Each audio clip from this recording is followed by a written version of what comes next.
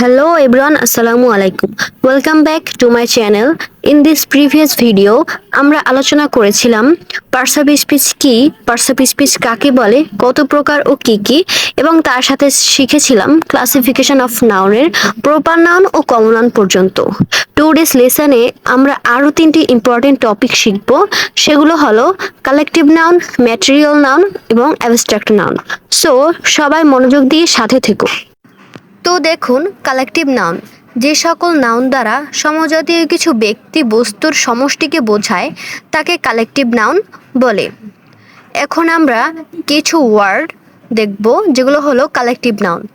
Audience অর্থ হলো শ্রোতামণ্ডলী, crowd অর্থ ভিড়, ক্লার্জি অর্থ যাজক মণ্ডলী। তারপরে দেখুন, ক্লাস অর্থ হলো শ্রেণী, ফ্লক অর্থ পাখির ঝাঁক, হার্ড অর্থ হলো পাল। এগুলো সবই হলো কালেকটিভ নাউন।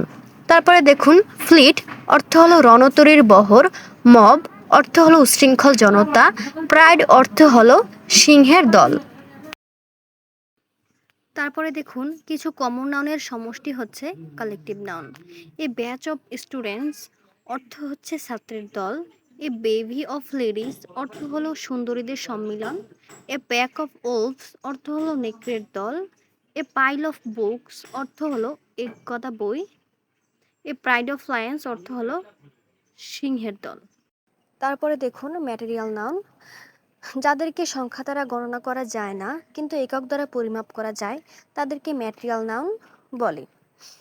এখন আমরা উদাহরণের মাধ্যমে বোঝার চেষ্টা করব। অয়েল, আমি যদি বলি এখানে কয়টা তেল আছে, তাহলে কি তেল গুনা যায় না, তেল মাপা হয় লিটারে, তাহলে অয়েল হলো ম্যাটেরিয়াল নাউন। এরকম আরও ম্যাটেরিয়াল নাউন আছে। তারপরে আমি যদি বলি রাইস, এখানে কয়টা চাল আছে, চাল কিন্তু গুনা যায় না, চাল কেজিতে মাপা হয়, তাহলে চাল ম্যাটেরিয়াল নাউন। অ্যাবস্ট্রাক্ট নাউন যে সকল নাউন দ্বারা দোষ, গুণ, অবস্থা ও কাজের নাম বোঝায় তাকে অ্যাবস্ট্রাক্ট নাউন বলে এবং এদের শেষে CY, CE, TH, TY, ness, ment, hood, tion, ship, al, dom, রে, এইজ, এসএম ইত্যাদি সাবফিক্স যুক্ত থাকে।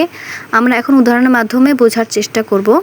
ডিসেন্সি অর্থ হলো শালীনতা, চয়েস অর্থ হলো পছন্দ করা, প্যাট্রিয়টিজম অর্থ হলো দেশপ্রেমিক, ইয়থ অর্থ হলো যুবক। ভিডিওটি আপনাদের কাছে কেমন লেগেছে? ভালো লাগলে চ্যানেলটি অবশ্যই সাবস্ক্রাইব করে পাশে থাকবেন এবং বেল বাটনটি বাজাতে ভুলবেন না।